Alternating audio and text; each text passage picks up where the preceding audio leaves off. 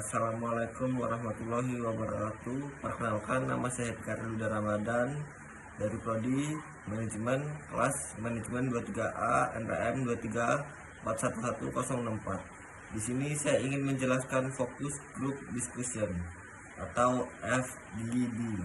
Definisi Focus Group Discussion adalah satu metode penelitian kualitatif yang digunakan untuk pengumpulan data tentang pandangan, persepsi, dan pengalaman individu atau kelompok terkait topik tertentu dalam FGD. Sekelompok peserta yang memiliki karakteristik yang relevan dengan topik yang sedang diteliti berkumpul secara langsung untuk berbagi gagasan, pemikiran, dan pengalaman mereka dalam suasana yang struktur dan terminator. Tujuan utama dari FGD adalah untuk mendapatkan wawasan mendalam tentang sudut pandang peserta terkait dengan topik yang sedang diteliti. Data yang dihasilkan dari FGD seringkali beragam dan mendalam, memberikan pemahaman yang kaya tentang kompleksitas isu yang dibahas. Metode ini sangat berguna dalam penelitian pasar, evaluasi program, pengembangan produk, dan pemahaman masyarakat terhadap berbagai isu sosial atau kebijakan publik. Mengapa FGD penting bagi proyek atau penelitian? FGD memiliki banyak kegunaan yang membuatnya menjadi alat yang penting dalam proyek penelitian atau pengembangan produk.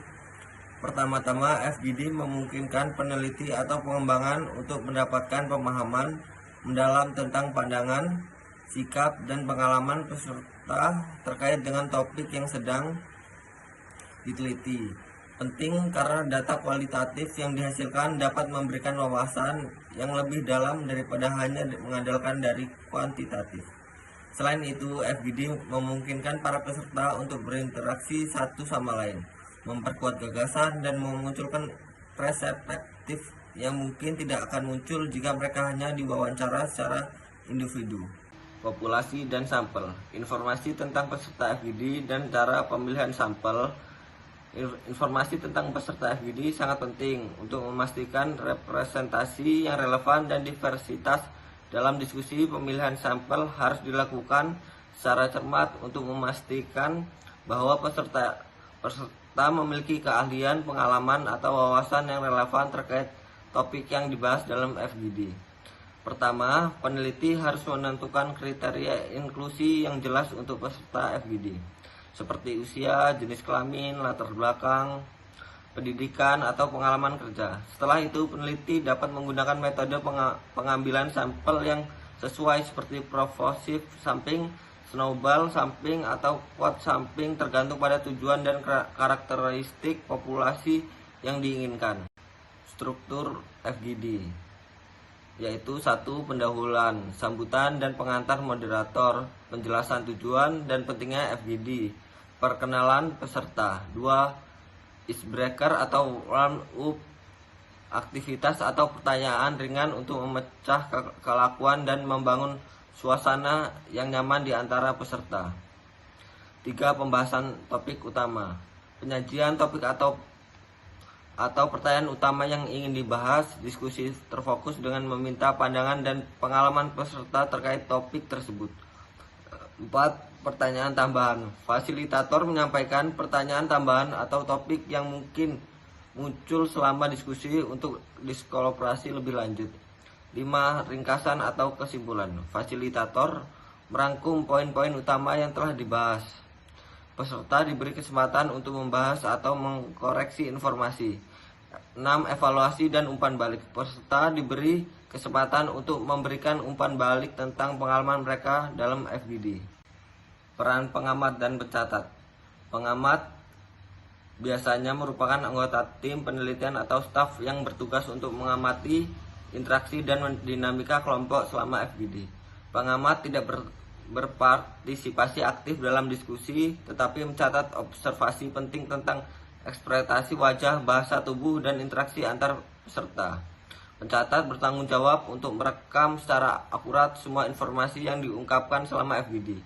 Pencatat dapat menggunakan catatan tertulis, rekam audio, atau video untuk memastikan tidak ada detail yang terlewatkan. Pencatat juga dapat membantu moderator dengan memantau waktu dan membantu menjaga arah diskusi.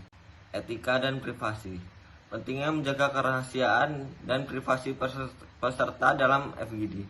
Menjaga kerahasiaan dan privasi peserta dalam FGD sangat penting karena beberapa alasan. Pertama, peserta mungkin merasa enggan untuk berbagi pandangan atau pengalaman pribadi jika mereka tidak yakin bahwa informasi tersebut akan tetap rahasia. Prosedur untuk mendapatkan persetujuan peserta. Prosedur untuk mendapatkan persetujuan peserta sebelum FGD dimulai merupakan langkah kritis dalam memastikan etika penelitian dan perlindungan privasi. Pertama, penelitian atau moderator harus menyediakan informasi yang jelas dan lengkap kepada peserta tentang tujuan, metode, dan risiko potensi dari FGD. Kesimpulan, FGD membuktikan nilainya sebagai metode penelitian yang efektif dalam mengumpulkan wawasan mendalam tentang topik yang dibahas.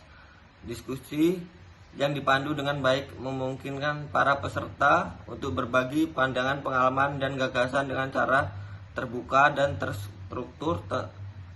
Temuan dari FGD memberikan pemahaman yang kaya dapat kontrateksi tentang perspektif peserta yang dapat digunakan untuk menginformasikan kebijakan, program, atau pengembangan produk di masa depan. Sekian, terima kasih penjelasan saya tentang FGD.